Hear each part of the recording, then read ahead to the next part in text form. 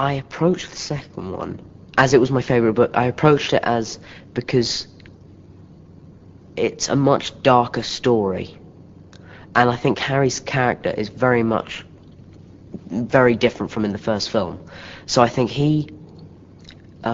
as he has developed so much, I had to develop myself as well. So I reread the second book basically, and I tried to kind of get into.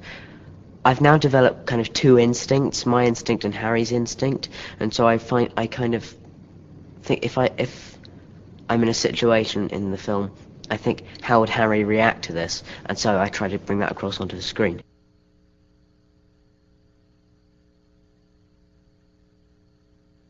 I wouldn't have swapped this for anything. It was a really fun time. It's the best experience, and I've developed as a person so much. Everybody on set has. I think even the adults have developed, and especially me, Rupert and Emma, and some of the other kids have developed really strong bonds now as well.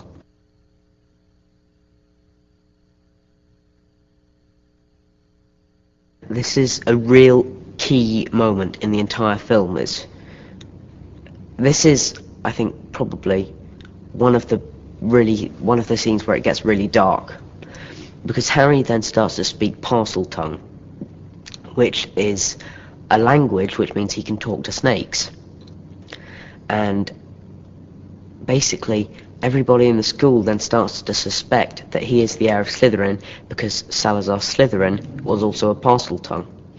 And so this is Parseltongue comes into the film a lot, and it's very important to really pick up on it, and it was very fun to do because I got to learn bits of another language. I got to learn 3 phrases of this language which had been invented by somebody at the linguistics department of Cambridge University.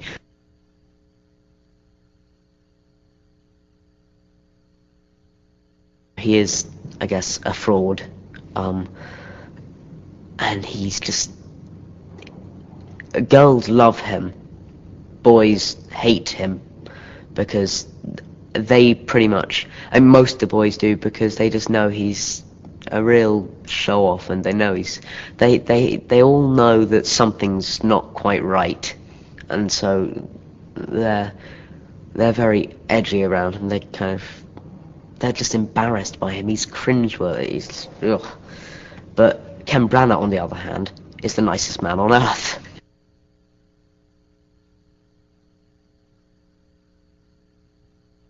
Jason Isaacs' character is Lucius Malfoy. He is a slime ball, basically. He was a follower of Lord Voldemort, and he's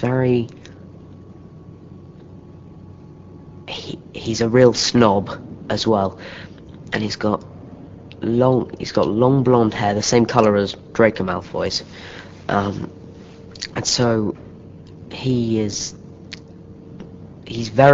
hates the Weasleys and the Malfoys hate each other. It's like the Jets and the Sharks in West Side Story. They really hate each other. They both work for the Ministry of Magic, except the Malfoys are a lot richer.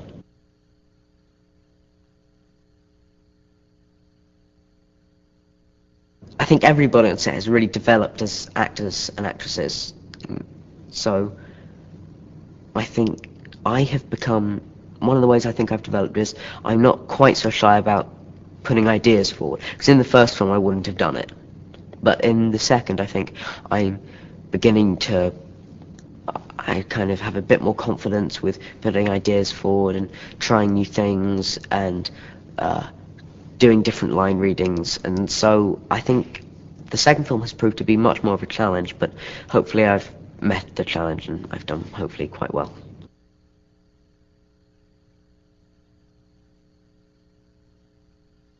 Chris has given me a love of film. I didn't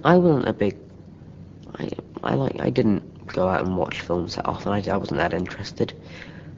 I started doing Harry Potter, and he was just talking to me about all these films. I thought, I have wasted 11 years of my life. I should have been watching films like, I don't know, 12 Angry Men and things, and What's Eating Gilbert Grape, and those are my 2 favourite films.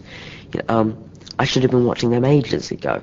So he's definitely given me that. But apart from that, he's just so kind and generous.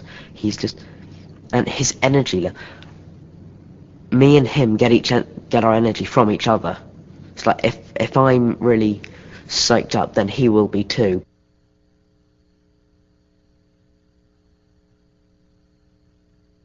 I think it's funnier than the first film. It's got more action in, um, and also it's got a lot.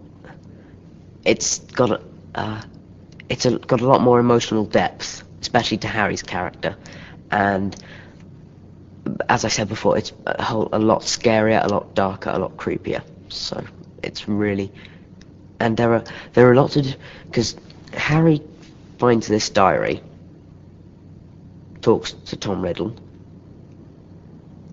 in the diary, finds out that Hagrid opened the Chamber of Secrets. So he then he finds out this, and because of Aragog, so he then goes to Aragog in the forest to find out if Hagrid really did do it. Aragog says no, he didn't. Harry's back to square one. So there are loads of twists and turns everywhere.